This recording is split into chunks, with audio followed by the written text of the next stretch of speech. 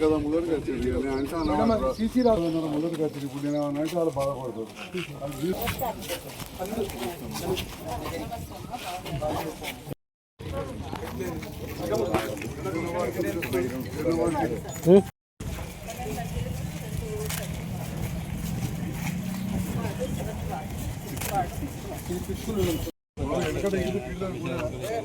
మరి మనం కట్టుకో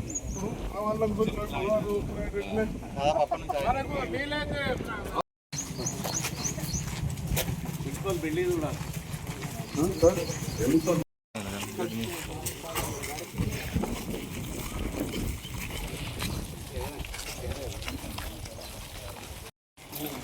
ఇవన్నీ మధ్యలో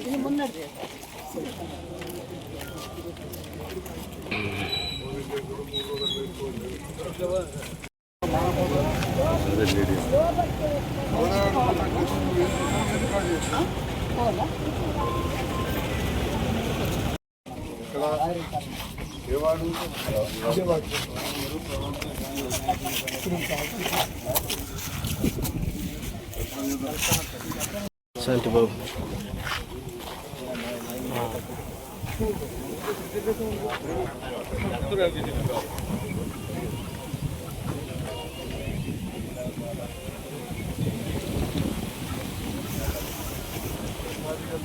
ఏడుకెళ్ళి పోతాం మనం ఈడకెళ్ళి ఊరు ఉందని ఖాళీ కానీ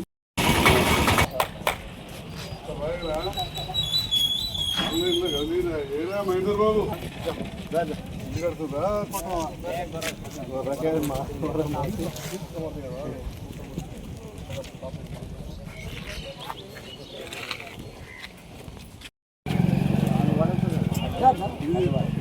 అదేం పేరు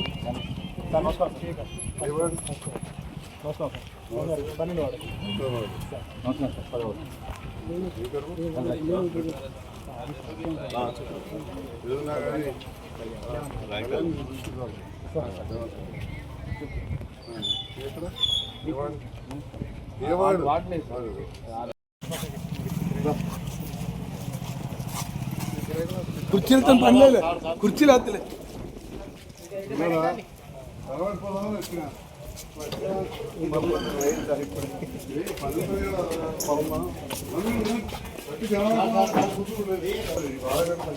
రావాలి అడుగుతాను బాగా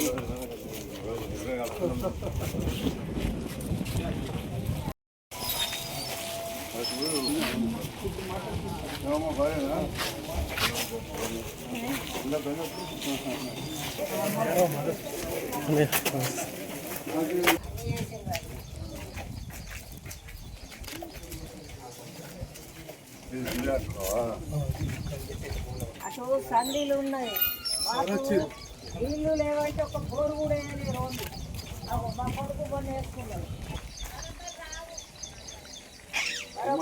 అయితే మన పైసలకు బాధ లేదు, కానీ తాకి కడదామంటే కూడా జాగ్రత్త వస్తలేదు.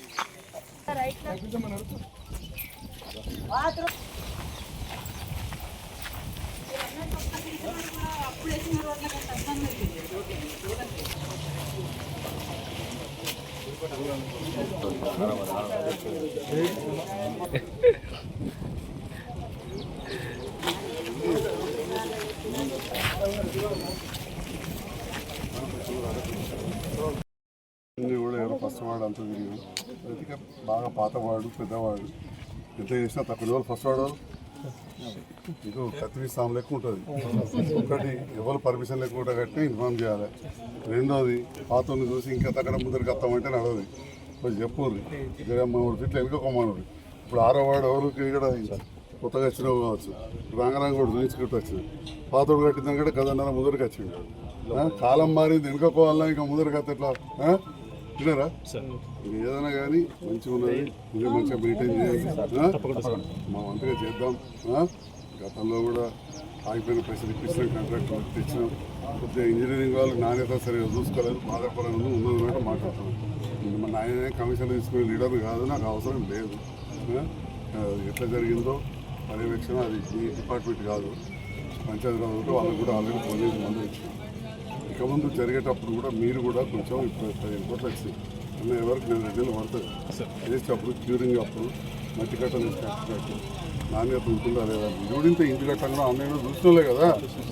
కాబట్టి అట్లాంటి కమిషనర్ గారు చూసుకోం అక్కడ చైర్మన్ వస్తారా ఏదున్నా కానీ మీరు ఆఫీసర్లు వార్డు ఆఫీసర్లు కట్టోళ్ళు కాదు, అల్టిపాల్ట్ కాదు.